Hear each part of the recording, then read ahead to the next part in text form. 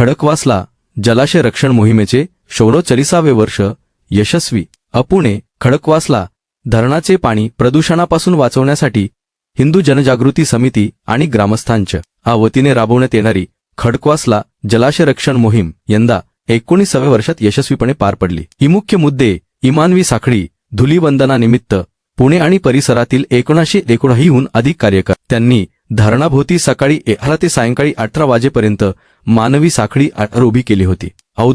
या मोहिमेचे उद्घाटन खडकवासला विधानसभेचे आमदार भीमराव अण्णा तापकीर यांच्या हस्ते नारळ वाढवून करण्यात आले. प्रबोधन, पाण्यात उतरू नका आणि जलप्रदूषण टाळा अशा आशयाचे फलक हातात धरून कार्यकर्त्यांनी पर्यटकांचे प्रबोधन केले.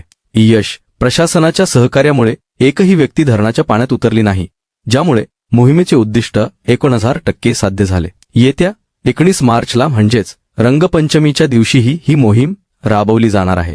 तरी जास्तीत जास्त नागरिकांनी या पर्यावरण संवर्धन कार्यात सहभागी व्हावे असे आवाहन समितीच्या वतीने करण्यात आले आहे.